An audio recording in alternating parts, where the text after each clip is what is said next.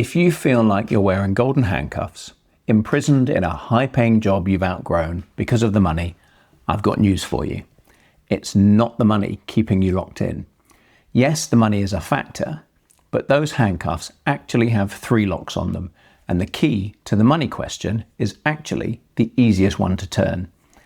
In this video, I'm going to tell you what those 3 locks are and how you can unlock each of them, so if you want to, you can break free from the job that you feel shackled to and start living a happier, more fulfilled life.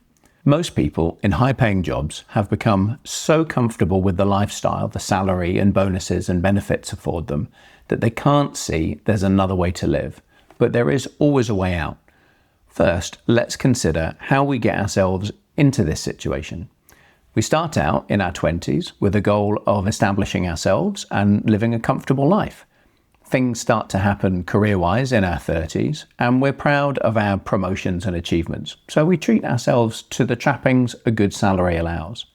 Then with every promotion or bonus, there's a little lifestyle creep, and before you know it, you're in a situation where you have to be earning some big bucks to cover the house, the car, the school fees, the holidays, and we call this situation golden handcuffs. The reason we're driven to get into this situation is that for about 300,000 years, your survival depended on your social position in the tribe. Higher status meant better mates, better food, better resources, more protection. Your brain has evolved to be obsessed with climbing the success ladder. It's a survival instinct. And the corporate world has built a system that gives you those dopamine hits that feeds this instinctive craving. Client wins, achievement metrics, bonuses, corner offices, all of that. We like to signal that success to others with our lifestyle choices. Then, from around the mid-40s, we start to question all of that. In evolutionary terms, 300,000 years ago, we'd be dead. Even if we were still alive, we'd no longer be a prime contributor to the tribe. Our only value to them was in passing on our wisdom to the next generation of alphas that were coming up to help them thrive and make the tribe stronger still. Fast forward 300,000 years, and that's the existential crisis many of us have in midlife, and why you're fed up being on the corporate treadmill. Now, you want to step off, but you feel you can't. So let's start by tackling the money issue first, then I'll move on to the other 2 locks I mentioned. The most obvious thing about golden handcuffs is that you're tied to the salary. The reason golden handcuffs work is because we've never really defined what enough is. You probably have a number that you're working towards, maybe something like having £1 million in the pension pot. But think back to what your number was 5 or 10 years ago. You've probably passed it. So why are you still going? It's because of that instinct we have to keep climbing. You're probably pretty far up the ladder right now. But my hunch is that you're not looking down at how far you've come.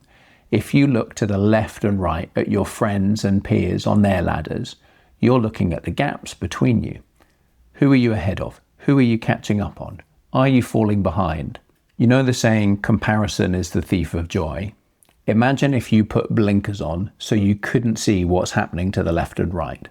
Just stop for a moment and think how lucky you are to be on your ladder this far up. There are millions, billions of people on this planet who will never get to the point that you're at. So think about what could be enough. Your lifestyle and your outgoings have probably grown in line with your income. If you had to, you could probably make some changes. But this isn't about quitting your job and living off baked beans. This is about releasing yourself from what's keeping you locked in this mindset. And that's what we'll cover with the other 2 locks. I get that despite the big salary, you may well be unhappy in your job. I was in mine. One of the most dangerous things I think about high pay is that it makes us tolerate what we hate. It might be the pressure you're under, your boss, or the culture, or your heart's just not in it anymore. So the easy option is to look for another high-paying job somewhere else. But a word of warning, the grass isn't always greener. Jumping ship won't necessarily fix what you're feeling. Achievement and money can act like an anesthetic. As long as you're getting the rewards, it makes it easier to ignore some of the questions that are probably niggling away at you right now. Why can't I be more grateful? How long can I keep this up? What if this life that I've built doesn't suit me anymore? And you feel trapped because everyone around you benefits from what you're bringing in, and you don't want to let them down. You've also probably been thinking, who am I without this job? Your identity is so strongly attached to it. So thinking about giving it up feels terrifying. If you left, where would that leave you? Which brings us to the second lock. If your identity is so firmly attached to the job, what would that mean if you left it? This creates what I call the party problem. Your job title has probably been the answer to the "what do you do?" question at parties for decades. If you've been able to say partner at a law firm or managing director in an investment bank, you'll have had respect and approving nods from pretty much anyone you meet. Remember, your brain is wired to care what the tribe thinks. So if you were to step off the treadmill and your answer to that question became, I quit corporate life so I'd have more time for gardening and reading, that conversation then becomes pretty awkward because you've deviated from the script, and it makes other people a bit uncomfortable to be reminded that they've made different choices, some of which might be making them unhappy. So the second lock is the story lock. It's the story you tell yourself about the choices you're making. The biggest hurdle here is what you feel your identity is, if at some point it's no longer tied to this big job. But we're not talking about quitting, at least not yet. We've just established that a lot of people depend on you and the income that you generate, and a lot of the things that income provides are very nice. It would be reckless to throw all of that away and downsize everyone to a rundown cottage in the middle of nowhere. Sometimes the right move is to stay, but if you know you need to quit, plan an exit on your terms. Figure out what you want to do instead of this job that you feel chained to, and build a war chest. Start testing some things out on the side. The job will no longer feel like a trap if you have a finish line, a date on the calendar. What if you give yourself 6 months? Cut some expenses, bank some cash, mentally start loosening those handcuffs, then you have a route to something different that you've built with intention. This, by the way, is exactly what I do when I'm coaching, using design thinking principles of prototyping and experimenting to help people build a life for themselves that's been designed with intention, and to stop just blindly walking down a default path. I have a client I'm coaching right now who's dealing with this exact problem, and in 2 sessions he's already reframed the job, and he says he is feeling so much happier about what his future holds and how he can see life beyond this already pretty hefty paycheck. Now, this new story you want to be able to tell yourself, your new identity. What are all the things you're proud of that aren't on your CV? Maybe it's raising fantastic children and watching them make their way in the world, or holding down a relationship for many years, or putting blood, sweat and tears into a house renovation, restoring classic cars, being an amazing baker, running a marathon, raising money for charity. Who are you beyond your job? Can you see how the job can play a much smaller part in your identity going forward? This is having what's called a complex identity. Your identity is made up of many different facets. So if you have some bumps in the road with one, like your job, you can lean on the other parts of who you are for that sense of self. To turn your back on the ladders and the scoreboard, you have to develop an internal measure of success. Did I spend time with the people that really matter to me? Did I spend time doing the things I want to do? And am I feeling present in my own life? Maybe it is spending more time gardening and reading. Whatever it is, say it out loud until it stops feeling like an apology. That brings us to the third lock. This one is the most important, and it's the hardest one to unpick. If you're a midlifer, you've probably already experienced something that's got you thinking about this one. If not, you almost certainly will in the next few years. It's a catalyst of some sort.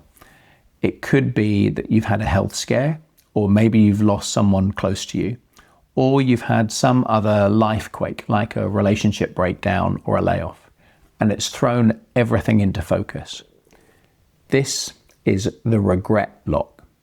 It's not regret for what you'd be leaving, it's the regret of staying and what you might be denying yourself. We know staying in something you're not enjoying is something you'll come to regret later. And we know this because Bronnie Ware, a palliative care nurse, wrote about the top 5 regrets of the dying, compiling them from all the people she nursed.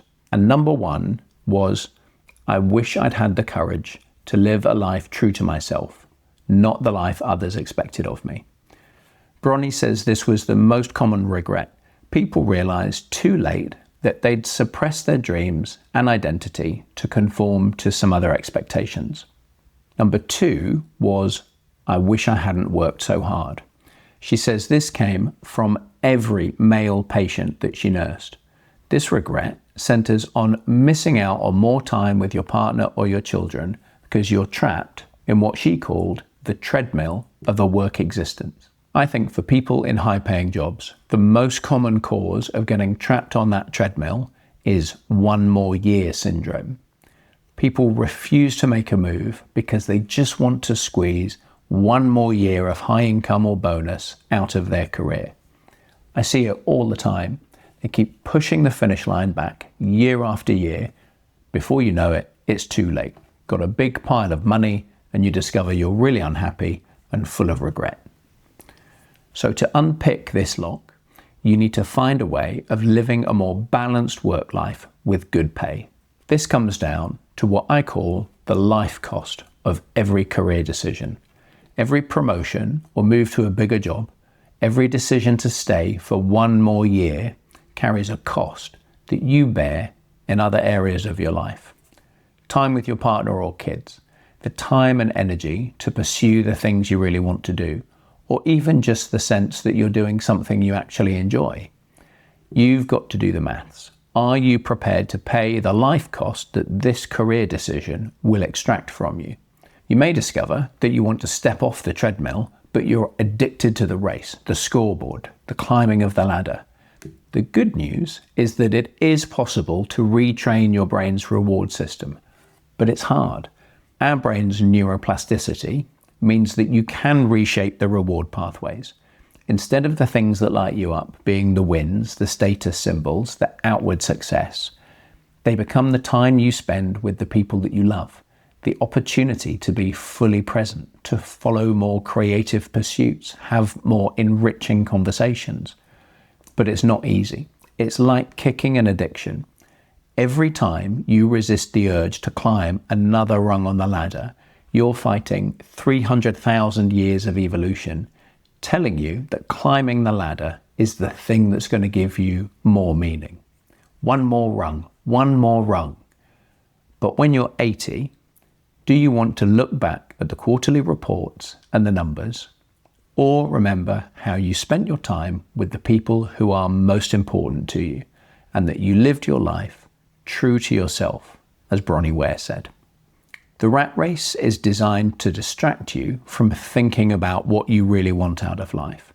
But if you're feeling trapped and dissatisfied in a good job, that's a sign that there are questions you're asking of yourself about meaning and purpose. There is another path you can take. You just don't have the map for it yet. The rat race and the ladders will always be there. But if you're thinking, there must be more to life than this, watch this next video on what I call the Is This It dilemma. And I'll be making more videos on these kind of topics about midlife. So if you found this one interesting, hit subscribe so you can keep up to date with the latest ones. Thanks for watching.